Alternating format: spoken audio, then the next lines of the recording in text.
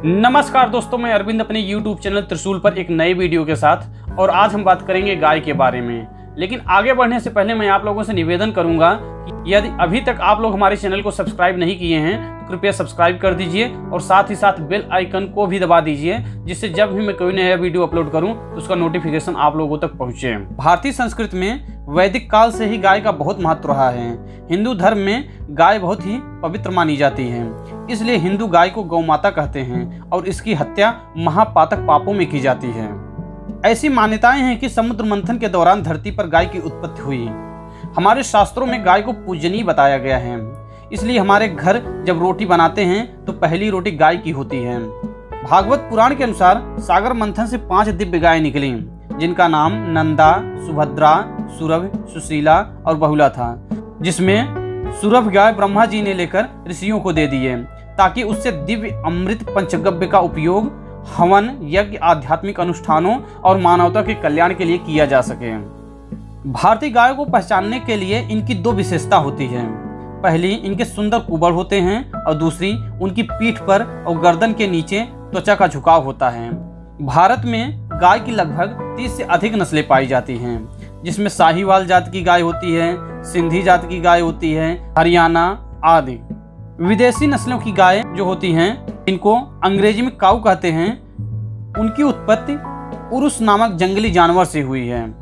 वैज्ञानिकों ने उरुस नामक जंगली जानवर को आनुवांशिक रूप से संशोधित करके गायों की कई विदेशी नस्लें बनाई हैं। विदेशी गाय की नस्लें बड़ी मात्रा में दूध देती हैं क्योंकि ये आनुवांशिक रूप से संशोधित जानवर हैं, लेकिन इनके दूध की गुणवत्ता इतनी अच्छी नहीं होती है। आनुवांशिक संशोधन के माध्यम से किसी जानवर को जर्सी या दूसरी विदेशी नस्ल की गाय को बनाने का एकमात्र उद्देश्य दूध और मांस का लालच था। बाकी इसके मूत्र और गोबर में कोई भी चिकित्सकीय गुण नहीं पाया जाता है। कई वैज्ञानिक शोध भी गाय पर हुए हैं। उनके जो परिणाम निकलकर सामने आए हैं, उसमें वैज्ञानिक कहते हैं कि गाय मात्र एक ऐसा प्राणी है जो ऑक्सीजन ग्रहण करता है और ऑक्सीजन ही छोड़ता है, जबकि मनुष्य सहित सभी प्राणी ऑक्सीजन लेते हैं और कार्बन डाइऑक्साइड छोड़ते हैं।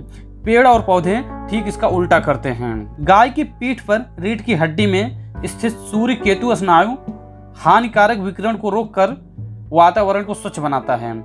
यह पर्यावरण के लिए लाभदायक है। गाय की रीढ़ में स्थित सूर्य केतु नाड़ी सर्व रोग नाशक होते हैं। रूस में गाय के घी से हवन पर वैज्ञानिक प्रयोग किया गया, जिसमें 10 ग्राम गाय के घी से यज्ञ करने पर 1 टन ऑक्सीजन बनता है। देसी गाय के 1 ग्राम गोबर में कम से कम 3000 करोड़ जीवाणु होते हैं। यह जीवाणु खेतों के बहुत से कीटाणुओं को मारकर खेत की मिट्टी को उपजाऊ बनाते हैं। भारतीय गाय के गोबर से बनी खाद ही कृषि के लिए सबसे उपयुक्त साधन है। हरित क्रांति से पहले खेती को गाय के गोबर में गोमूत्र, नीम, धतूरा, आक आदि के पत्तों को मिलाकर बनाए गए कीटनाशक द्वारा किसी भी प्रकार के कीड़ों से बचाया जाता था। गाय एक ऐसा पशु है जिसका सब कुछ दूसरे की सेवा में काम आता है। गाय का दूध, मूत्र, गोबर के अलावा दूध से निकला घी, दही, छाछ, मक्खन आदि सभी बहुत ही उपयोगी है। स्वामी दयानंद सरस्वती जी कहते हैं कि गाय अपने जीवन काल में 4,10,440 मनुष्य हेतु एक समय का भोजन जुटाती है, जबकि उसके मांस से सिर्फ 80 लोग अपना पेट भर सकते हैं। पंचगव्य का निर्माण गाय के दूध, दही, घी, मूत्र और गोबर द्वारा किया जाता है।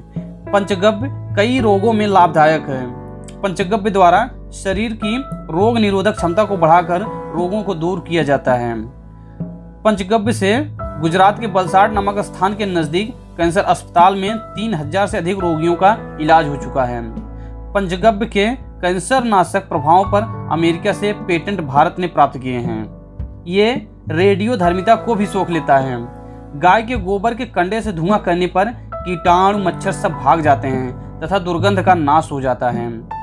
गौमूत्र और गोबर फसलों के लिए बहुत उपयोगी कीटनाशक सिद्ध हुए हैं।